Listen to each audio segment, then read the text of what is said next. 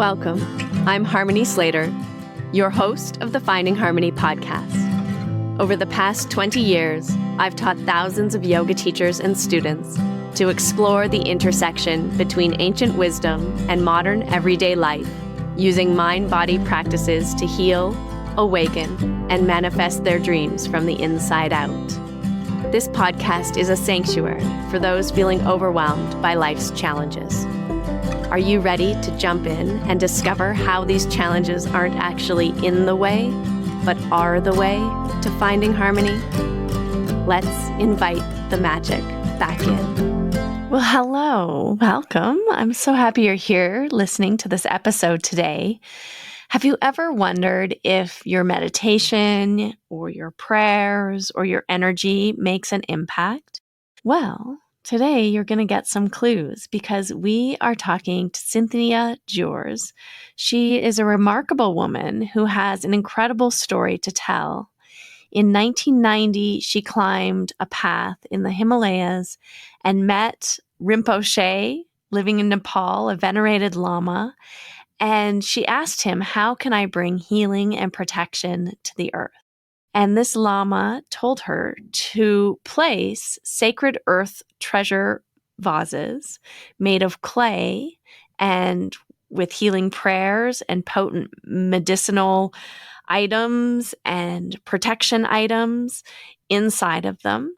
So filling them up with symbolic offerings from around the world, bringing in groups of people together from around the world to make these offerings into these vases, and then placing these vases in sacred sites all around the world, making a mandala, a matrix of energy to help protect the earth.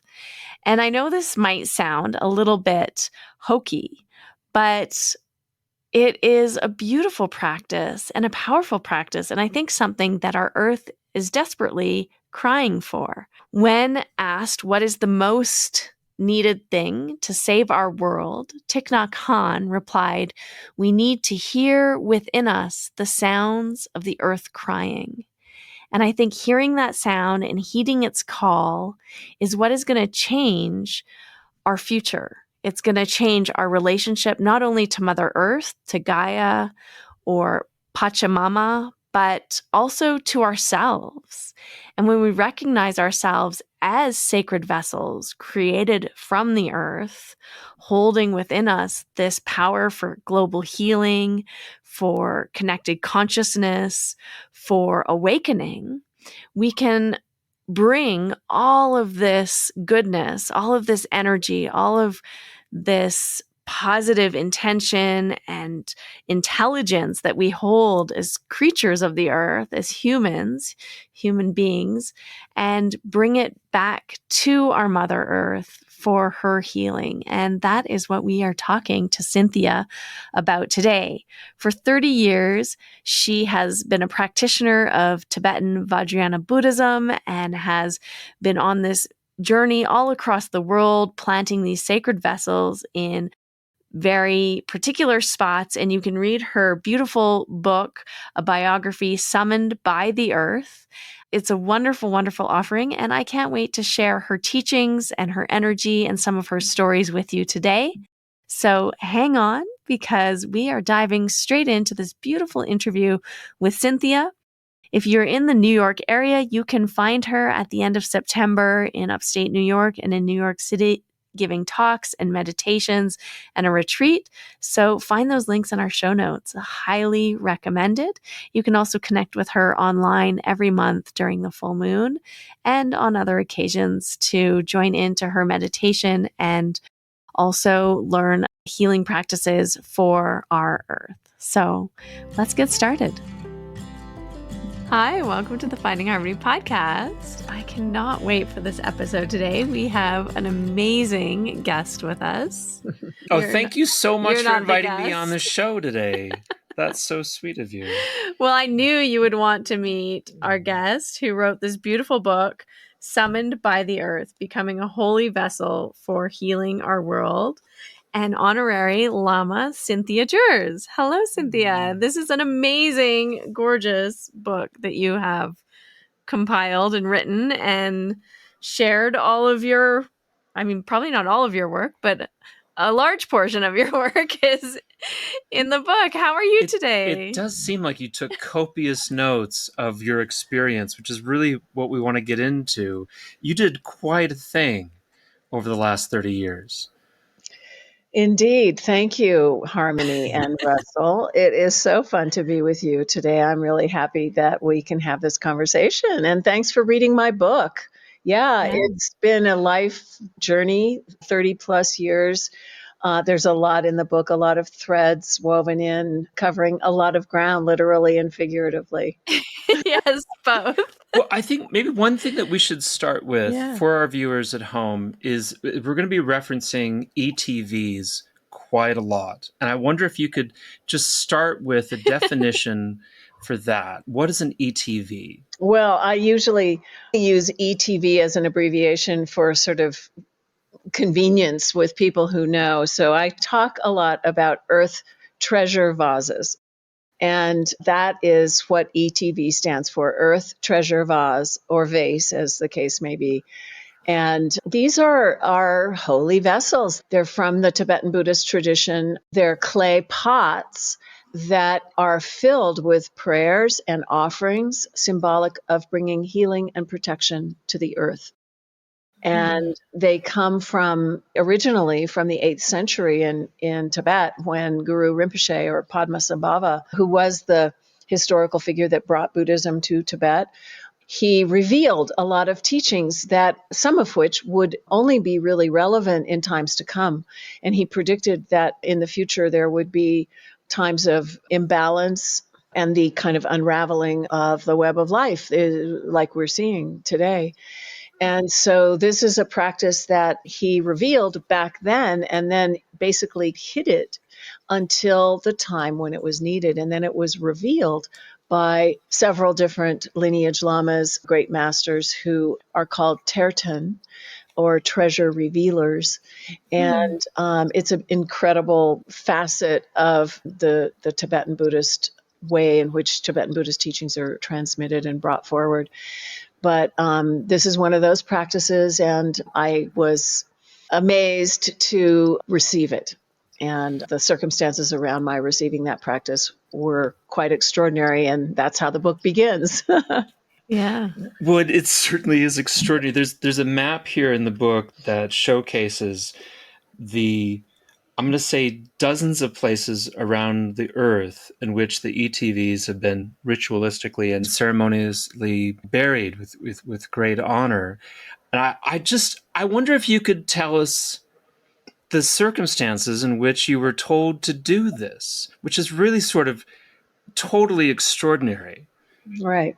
This was back in 1990, and I was in the process of kind of a big awakening to what was happening with the earth, including the reality of the radioactive waste that's coming off of the Los Alamos National Laboratory, which is here in New Mexico near where I live, and the poisoning, of the planet through those kinds of unbelievably terrible substances, and then all the other kind of poisoning that's going on. And it was already starting back then, not just the poisoning of the waters and the land and things like that, but the deforestation and the lack of, responsibility for all of the living systems of life on Earth. And the imbalances that were starting to show themselves through things like raging forest fires and droughts and all of that. And then, of course, the imbalance within human populations, too, of the stress and the oppression and all the rest. So, and then, of course, more recently, we have the deep signs of climate change and everything that's going on that I don't need to remind you of. The calamity of our times. Exactly. Even back then, this was dawning in me. And I have always had this really strong feeling of love and connection to the earth and to life on Earth. So I had this incredible opportunity to go to Nepal and meet an old wise man living in a cave. This 106-year-old Lama, who was the teacher of a young Lama who is my contemporary, who wanted to and was willing to take me there to meet him. And so I was trekking up the mountain in the Himalayas to this remote region of Nepal, where it dawned on me like, oh my God, I have the chance to meet the proverbial old wise man in the cave and ask him a question.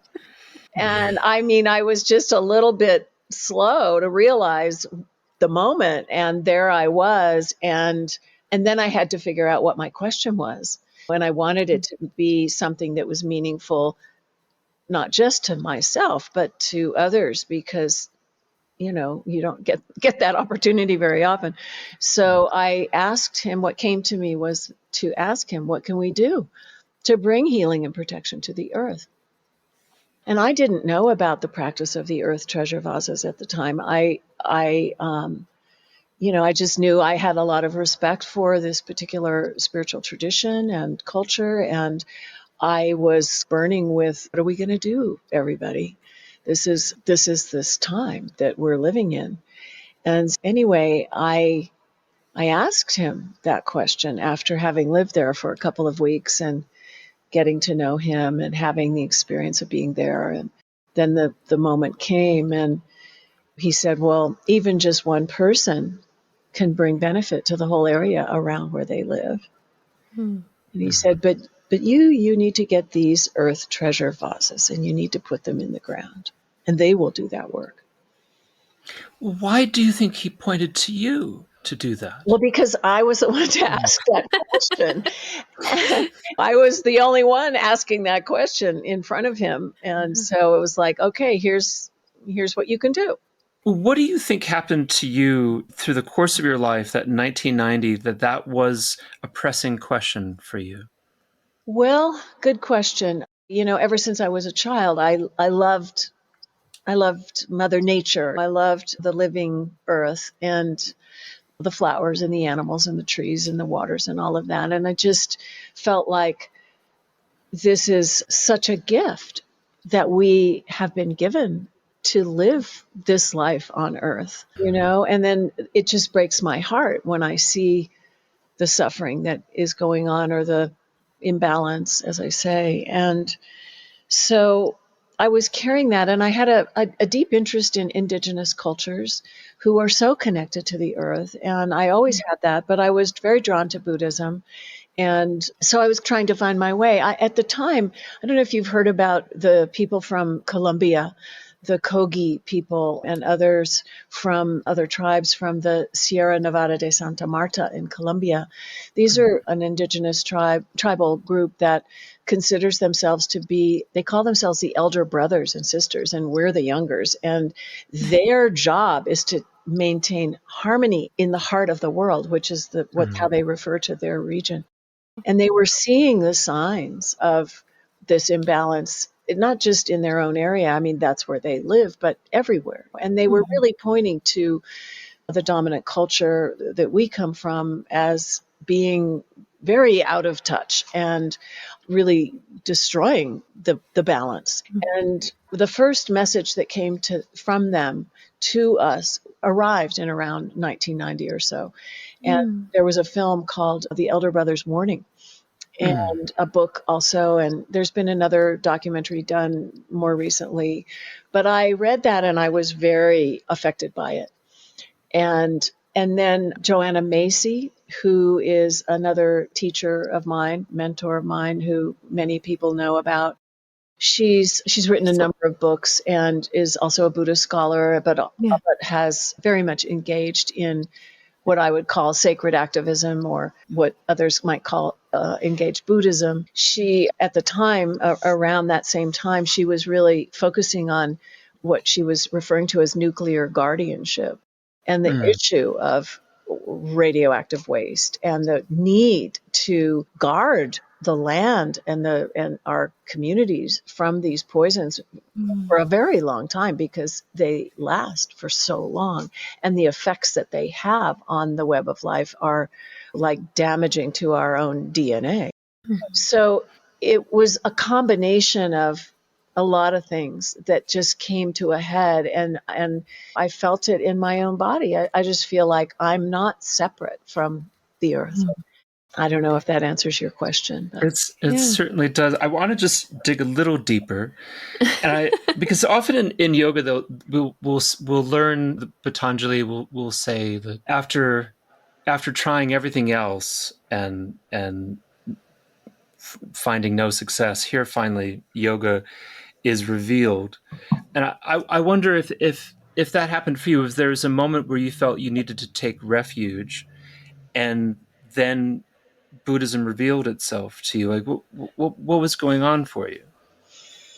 I was always on a spiritual seeking journey, trying to find the way, trying to find the path, trying to find that source of refuge. And eventually I did find Buddhism, which made a lot of sense to me, because in Buddhism, we are not really pointing to an external God, but we're pointing to that nature again of our own selves, our Buddha nature, which is like accessible if we peel back the layers and get still enough, quiet enough to hear and feel our own Buddha nature, our own awakened wisdom nature that all of us have, that is the Buddha was pointing to, but is something that we all have.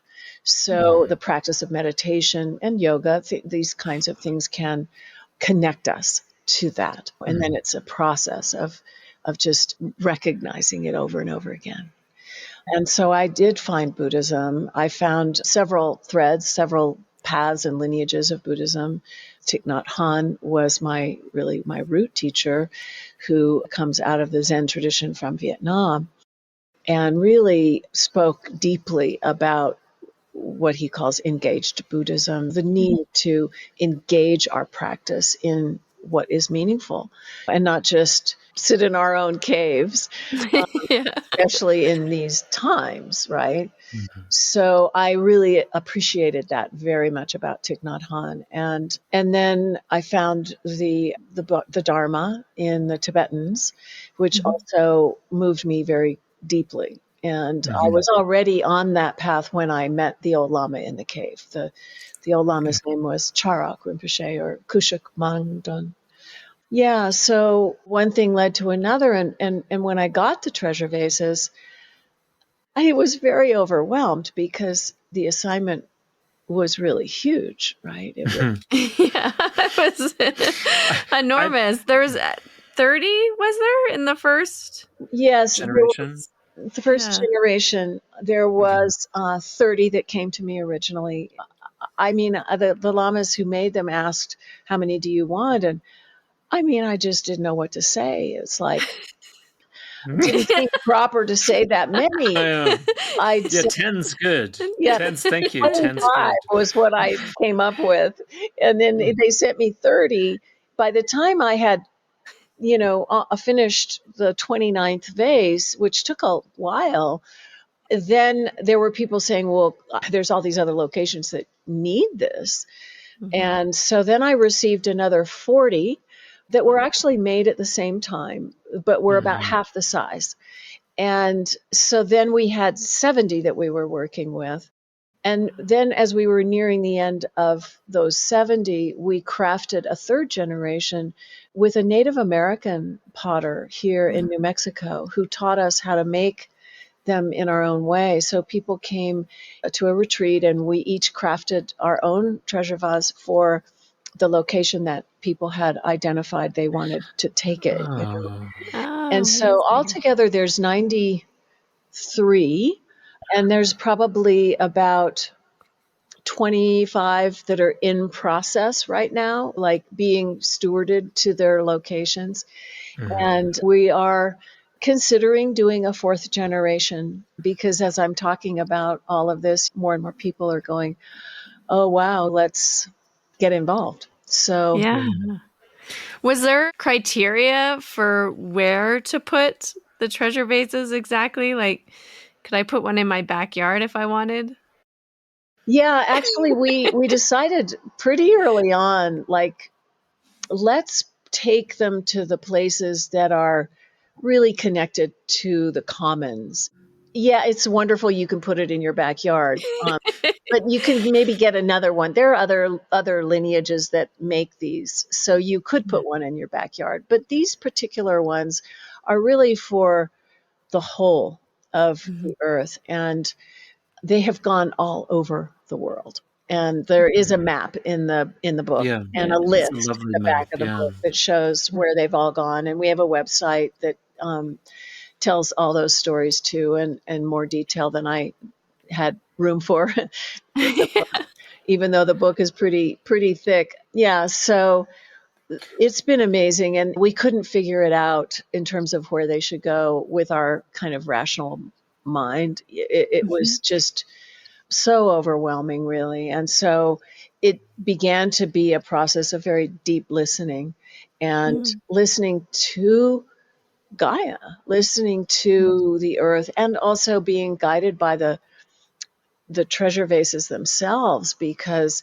they really are very potent, powerful objects that are already filled with so much powerful medicine that they have a life of their own. In fact, it sounds a little maybe odd to say that, but it's really true. And so they guided us. And then the meditation that we do every full moon also is a way of listening deeply to what the earth is calling for. And people would come forward and say, what about here? And it's really a matter of where we are each called, summoned to bring this practice. Yeah. You described, for example, in your book, an episode where you had finished a burial, and forgive me if I forget which location. Maybe you could help us. Is you had left the burial, and it coincided with the emergence of a queen bee, and the swarm of bees escorting her to her new home, and it was a kind of renewal. And it's so much, it had that kind of very Tibetan synchronicity about it, like that this is how people discover their past lives, in a way, is being paying attention to the synchronicity. And I wonder if you could describe that moment, but also maybe other moments that are like that, like the kind of where you really understood that you were on the right path. Yeah, yeah. No, that's happened so many times, Russell. It's like the world opens up and you start to operate on some other levels that are beyond kind of ordinary operating system. And it's like, I think I have a chapter in there called Sacred Time. When you enter into deep ceremony or prayer or meditation, you sometimes have that feeling like, how much time has passed? Has it been an hour or 3 hours, or, Mm.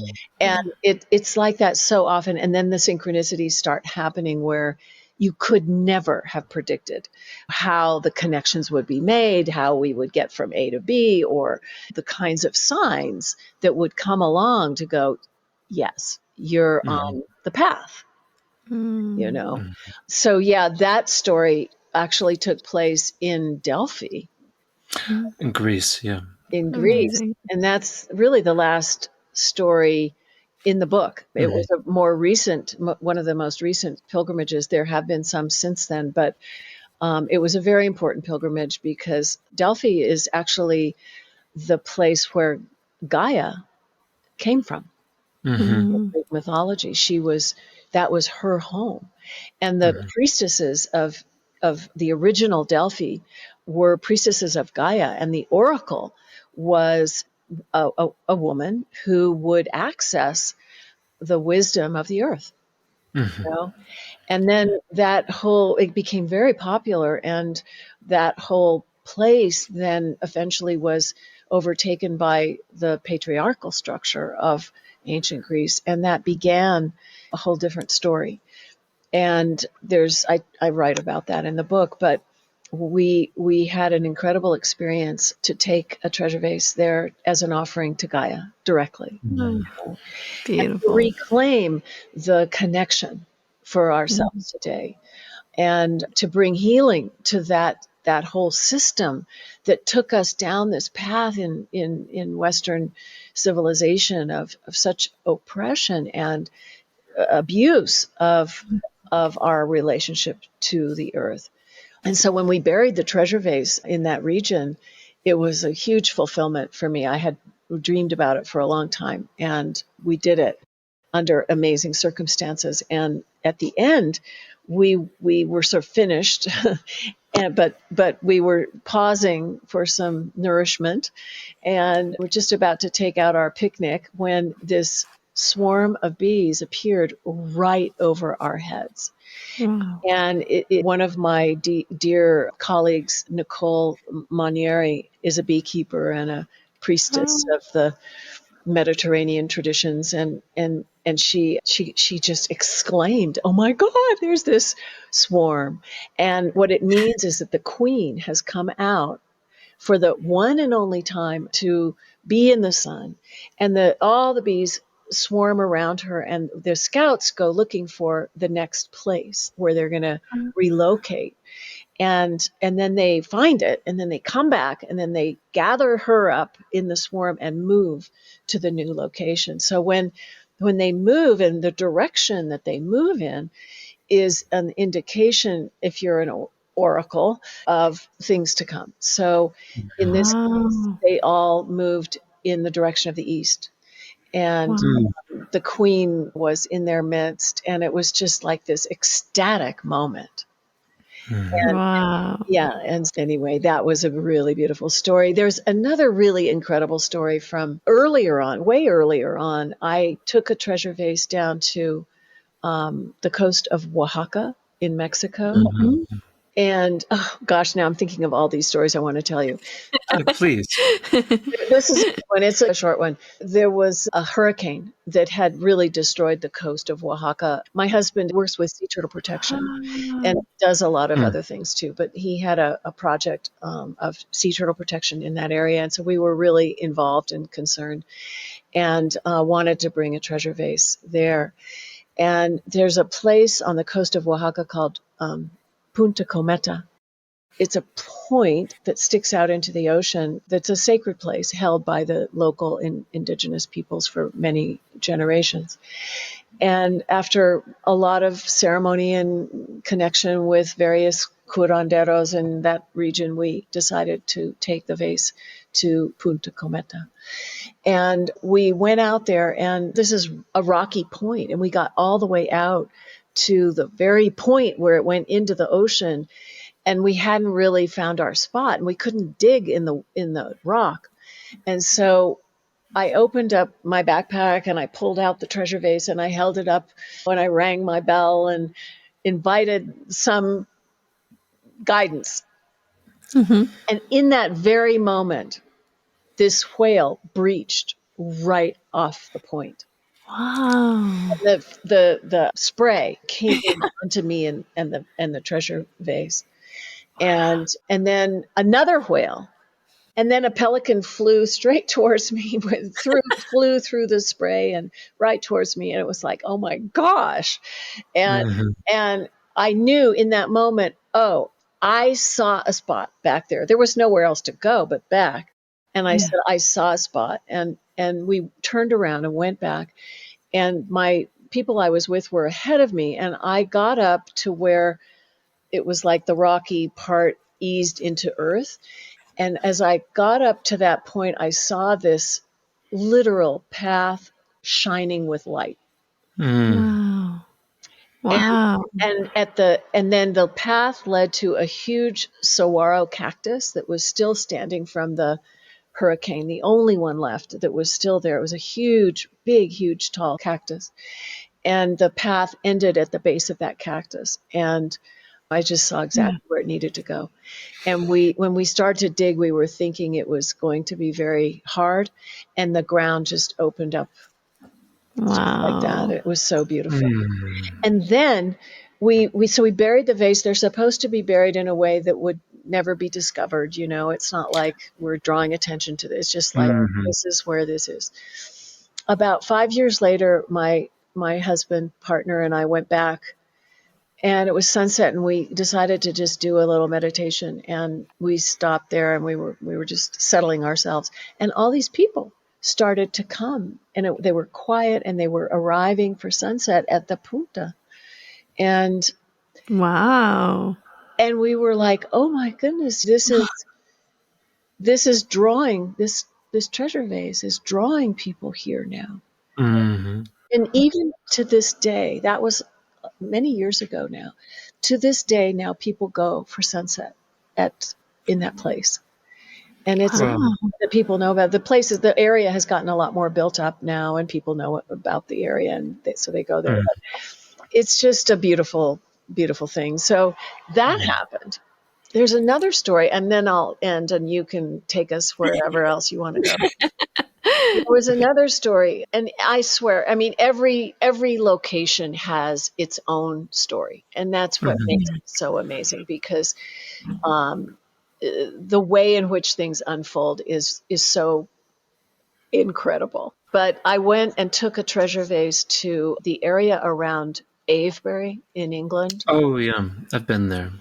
I was thinking of asking about Avebury. Yeah, the standing stones in that region. Yeah. And Just for harmony's sake, maybe some of our listeners at home, is that England, Greater Britain, is connected by way lines to sacred sites throughout the island, and Avebury has a way line connection to Stonehenge and to other stone sites around the island. And actually, there's a ley line that goes from England. It's called the Michael Line, and it goes from England through France all the way to Delphi.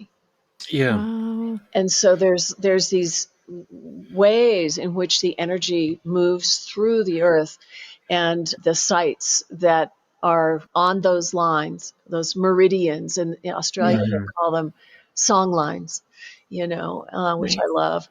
Yeah. So yeah, it's in a very, very amazing area. And I had a friend who was connected to the practice who kept saying that would be a really good part of the world for one of these.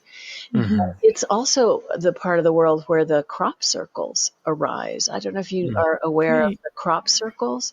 Yeah. They're like these usually geometric patterns that are made in the crops, the wheat and the other crops that grow all around that area, and nobody can really explain it. So we ended up taking one of the little holy vessels to that area and had some incredible ceremonies, and I can't reveal where it was buried because it wouldn't be proper, but we buried the vase, and it was quite an undertaking. And that night checked the crop circles, like what might have arisen in that time period. The most amazing one arose. And I have a picture of it in the book, actually, that is a perfect description of what we did.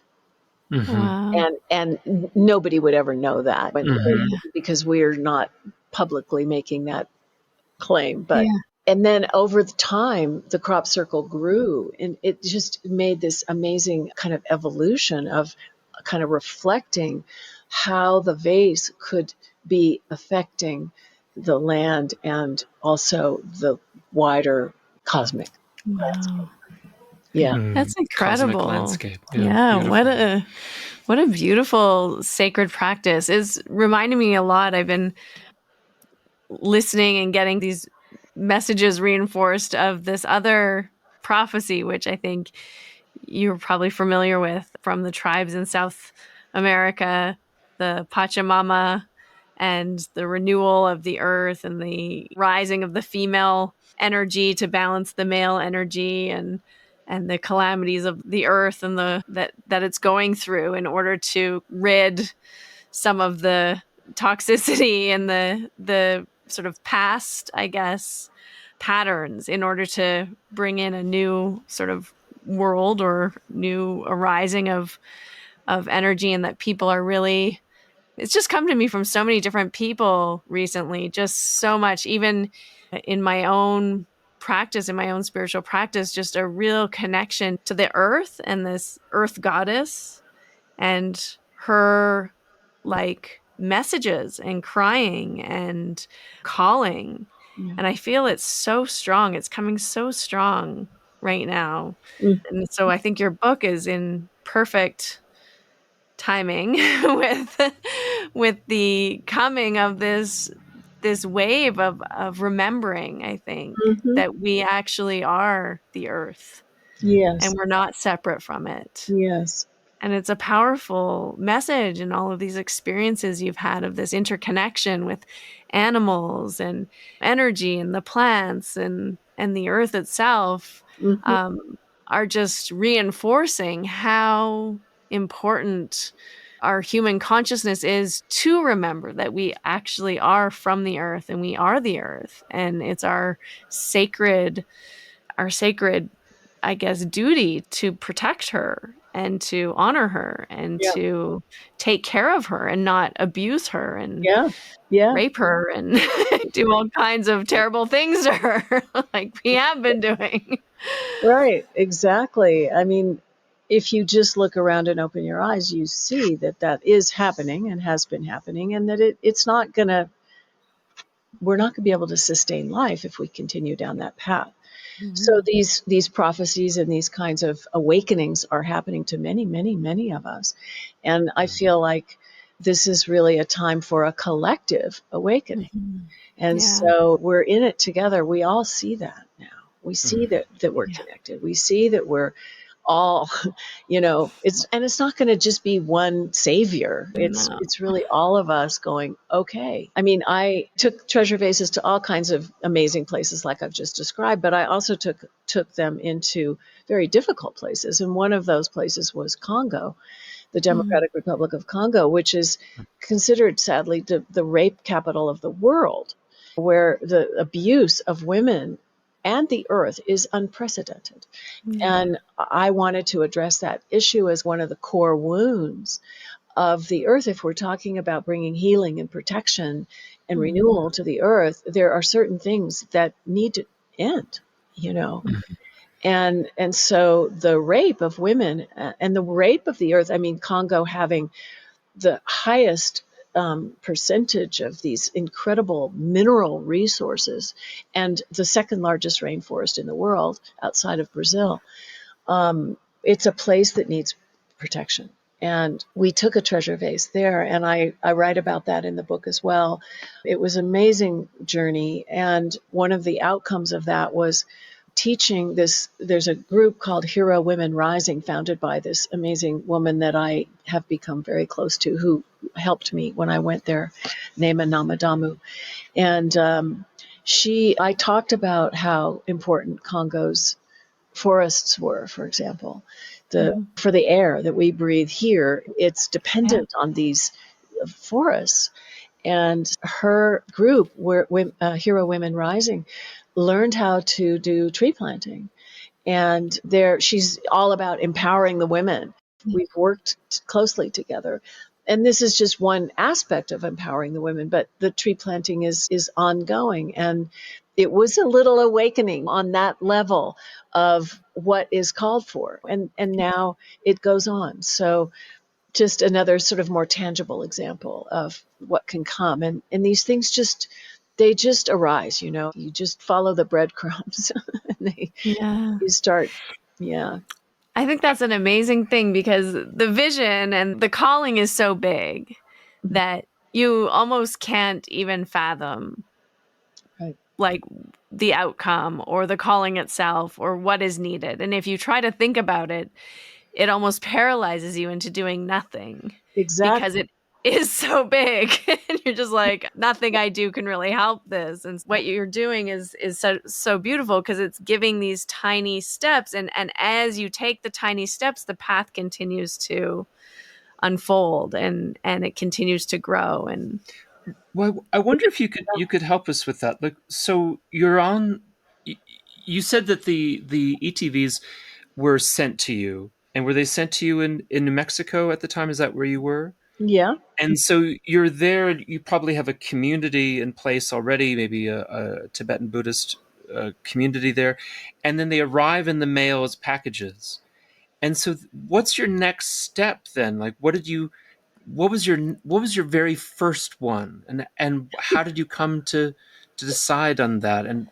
And I wonder also about the resources that have to be accumulated and Yeah. and fundraised for the Right. immensity of it to send you to Congo, for example. Exactly. Oh my gosh. I know.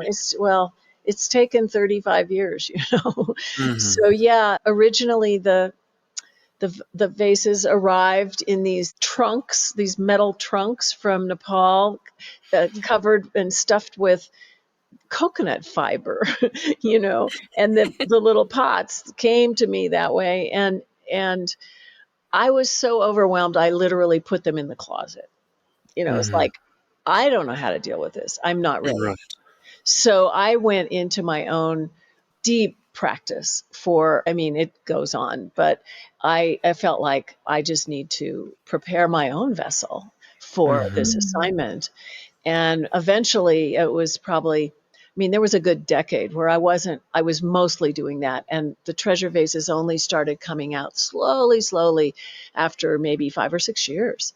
Because then we started having the signs of the fires burning over by the Los Alamos National Laboratory, the forest fires, and the Hmm. droughts, and all of these things started happening. And it was like nobody was coming forward to do it for us and to tell us how to do this. We had to figure it out. And I do have a Sangha, a community. At the time Hmm. it was called the Open Way Sangha. Hmm. And now we're called the Gaia Mandala Global Healing Community. Hmm. And where all the treasure vases have gone all around the world, each node in the earth is like a node on this mandala, creating this in a sense web of light with all of our prayers going out into and then being planted into the meridians and the song lines and the ley lines of the earth. Hmm. And so it's a very living thing. But in any case, back in the beginning, the first place that we went was up above in the hills, right up above Los Alamos National Laboratory. Hmm. And we found an incredible location. And there were some Tibetan monks from Dharamsala that happened to be here at the time, and they helped bury that first vase with all the proper rituals and everything. And then we put one in to the north at the source of the Rio Grande River, which is in Hmm. southern Colorado, because sources of rivers are supposed to carry the prayers. Hmm. Nice. And then we put one at the mouth of the Rio Grande River where it empties into the Gulf of Mexico. So then they go out. And then on top of the two highest mountains to the east and west in this region, the Rio Grande bioregion, so tops of mountains are really good as well. And so that formed the center and the four directions of what then became this global healing mandala. And so Hmm. from there, they began to go out in all these different directions. And that's how it started. Yeah. Wow. Yeah. And and I imagine there's some supports required to maintain a community of monks and nuns, and I wonder if that's a part of the support structure that goes into creating the resources to send an ETV to another location and to another Well, continent. you know, so I started a nonprofit organization. It's Hmm. called Alliance for the Earth. And we had to seek funding to support this. And Hmm. originally, when it all started, it was just me, kind of doing my thing. And I had enough personal resources to go a little ways down the path. And I Hmm. Yeah. did. And then I basically burned through it, what I had to work with. And it became clear that if I was going to do this, I had to fundraise. And Yeah. then that process began, and that went on for a long time and still goes on, but the nonprofit Alliance for the Earth has grown slowly over the years. And now with this global community, the Gaia Mandala community, we offer a number of meditations, including the Earth Treasure Vase location that we do every full moon, and mindfulness practice. And I now teach a practice. Maybe I can say a few things about that later, but Yeah. the Gaia, Sublime Mother Gaia practice. So another meditation that connects us directly with forming a relationship with the earth. Mhm. And so in any case, people now contribute to participate in those. They're all offered freely, but we like to ask. Yeah, make a donation. Yeah, to do that. Nice. So that's one way that it continues, and then we hope that others will come forward in more meaningful ways as needed. Some of the pilgrimages are like the one to Delphi that I did a year ago or so. That I took a group and we worked together to prepare and then went, and the cost of the pilgrimage was more or less covered through the group coming together around that particular treasure vase. But some of like Congo, I wasn't prepared to take a group to Congo. Yeah. No. Real great That seems place to go. Yeah. a So little risky. yeah, I had to fundraise for that. And Yeah. I also went to another country in Africa called Liberia that is a very dangerous place. It was a very intensely terrible civil war that took place there. And I was invited to go to work with some peace builders after the Civil War, and ended up meeting all these people there, including former in the war and one former general I who, saw the photos of him. Yeah. yeah, and he asked me to teach him how to meditate. And I Wow. was so amazed. I didn't think he was serious, but he was. And so I've been working with him and a number of people in Liberia ever since. So it's been over a decade now. And we buried a treasure vase in a village in the worst fought area of the war, up in the northern part of the country, sharing border with Guinea and Sierra Leone. It was a very conflicted region. And we buried the treasure vase. When it was all over, the elders said, we want to remember that this was really important. And we ended up building a peace hut, which is a traditional structure around open-walled structure where people go in a community to resolve conflict. And now we raised the money to build 5 peace huts in different regions of Liberia, and now have dug also wells because they have to all the time walk far away and the water's not clean, so we've dug wells in relationship to the peace huts. And the practice of mindfulness has been a tool for teaching peace building. So that's been an incredible story as well. But if I had a sense that perhaps like Temple Beth Am in Merrick, Long Island, was a place that was very personal to me, and I feel like that would be a place for an earthen treasure vase. How do you go about doing that? Do you have a vision for it, a feeling for it, and you say, well, I'll have to call the rabbi and ask him if this is all right? How do you make the connection once you have the understanding that there's a sense that it should be there? Well, you follow those breadcrumbs. At this point, we have a guiding council that is dedicated to responding to people's requests. And now we don't have any that are already made. So it would require making one. And as I told you in the beginning, I'm thinking we're going to potentially offer that as another 4th generation. So you would write up what it is you're called to do, and where you're feeling like really needs one of these, and why. Why Temple Beth whatever in Long Island. Yeah.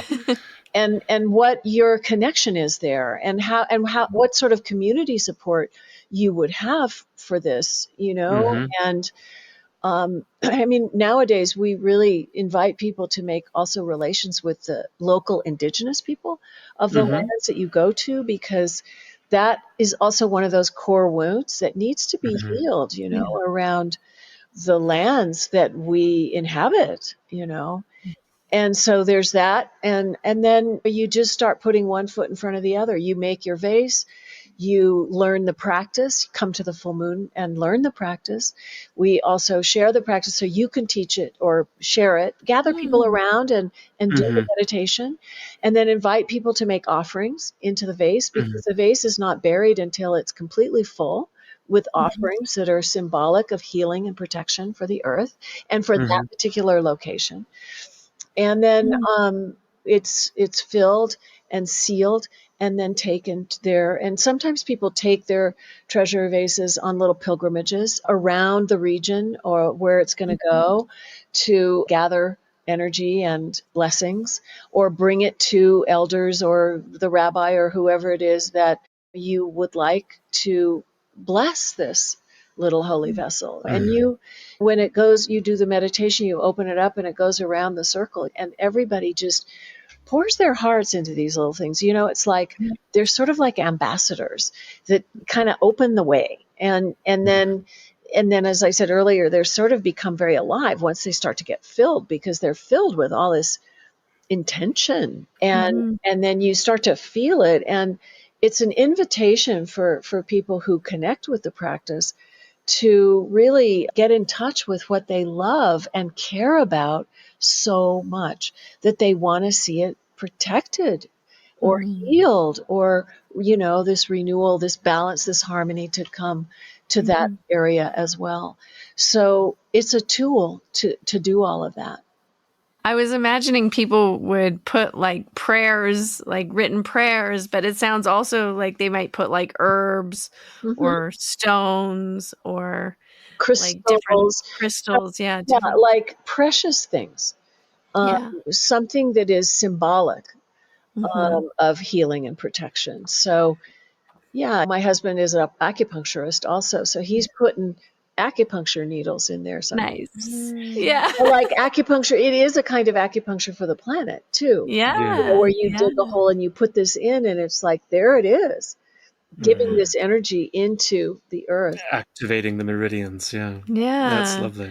It also makes me think about this. I forget what the study's called, but there's one of the studies where they had transcendental meditators go into areas and meditate, and it reduces the crime rates in the area. Yeah. And I'm feeling like this is a similar type of practice where everyone's meditating and focusing all of their energy and putting it into this little vase, and also then transferring that to a location somewhere on the planet itself. Whoa. It seems very similar that would then lead to kind of more peaceful vibrations in the area and also attract other Exactly. In fact, people. that's so interesting you mentioned that, because I was involved with a group in Los Angeles years ago Cool. that was doing that. With the police department, there was a whole study going on that we were helping with. So that's so true. And the other thing that happens is when people are invited to offer something into the vase, the vase, whether it's an offering they put in it, or a prayer or an intention, whatever you want to call it, that really activates us to get in touch with what we want to do, right? What we want, what we care about. And the vase is like a little seed that gets planted in the ground. But then there's this other seed in us that also gets awakened in relationship to that, the community you live in, or the forest that you love, or the war zone that you are concerned about, or whatever it happens to be. And so then what is your offering? What is your calling? How are you being summoned? It's powerful. We talk about that in puja, don't we? When the pujari spends the morning awakening the deity, cleansing the deity, feeding the deity, and then opening all of the five senses and awakening the five senses.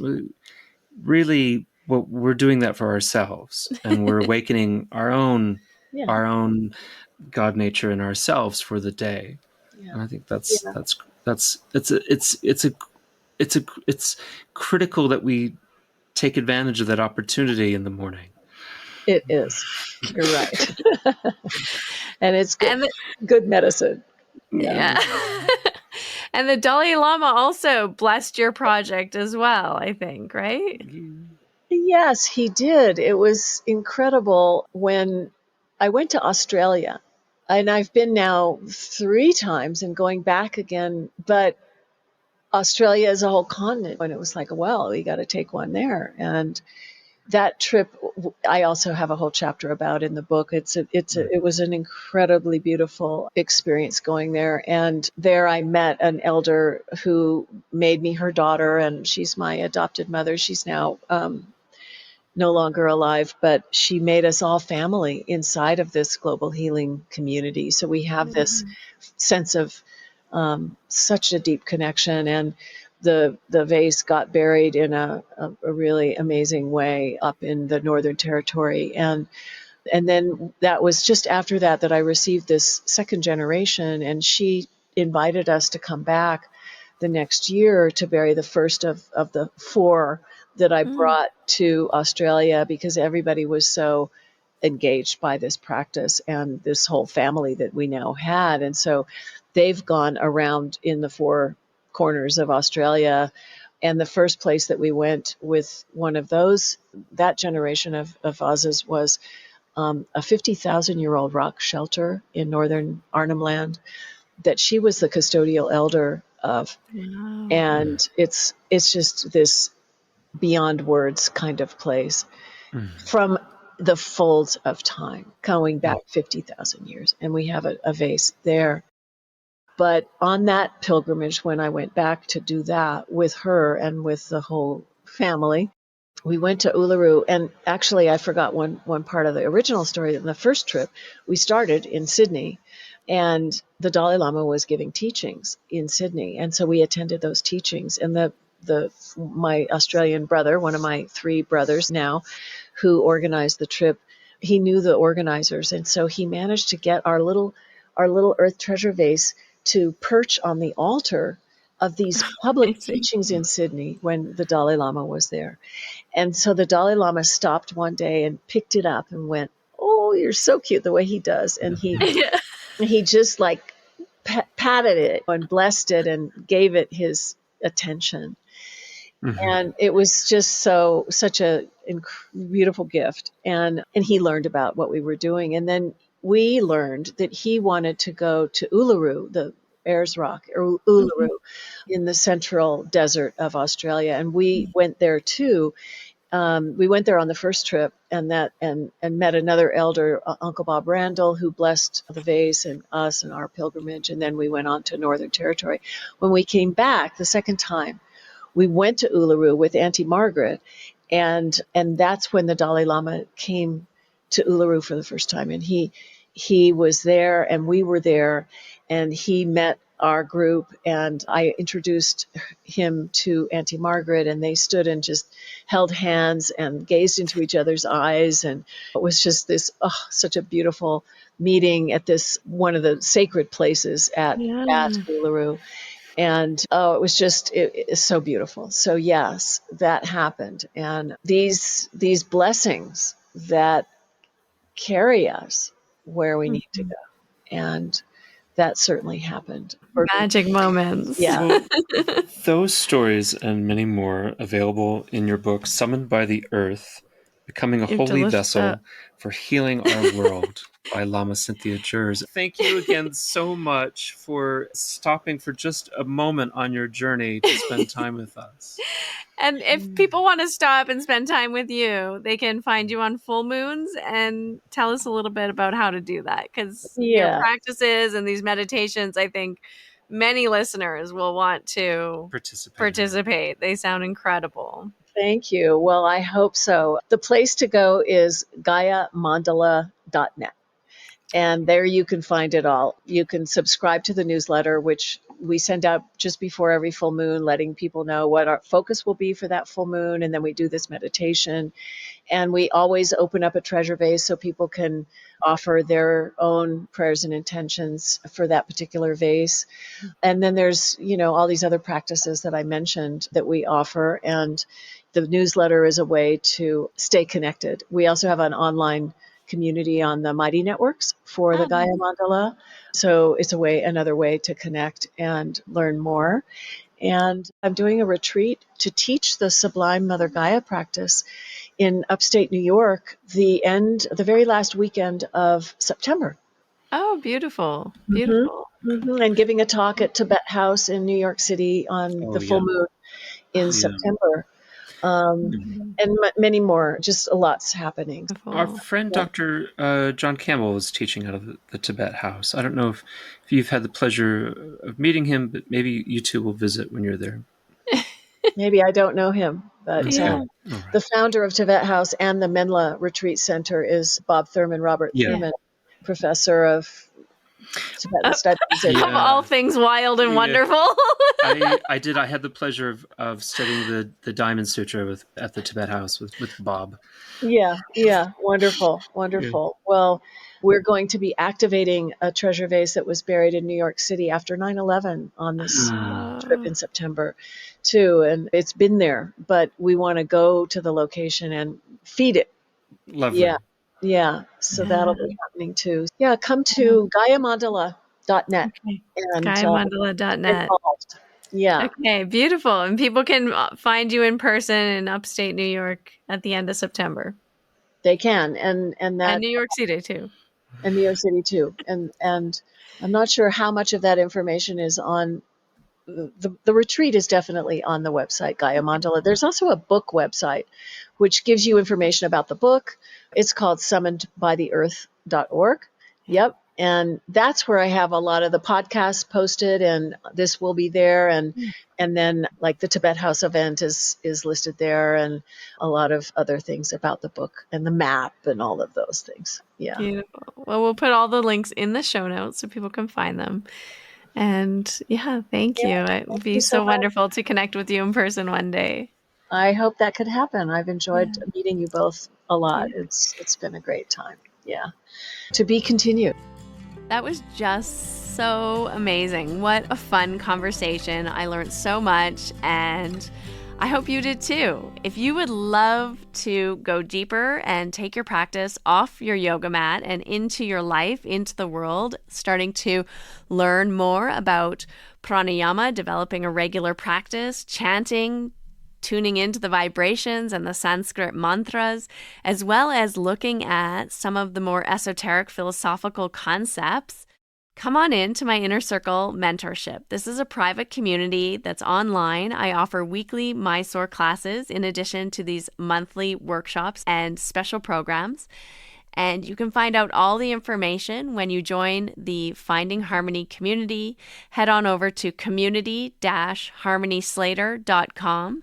Join the community and come on into my Inner Circle mentorship. I would love for you to be a part of this beautiful space and start growing into the full richness of this yoga practice together with me.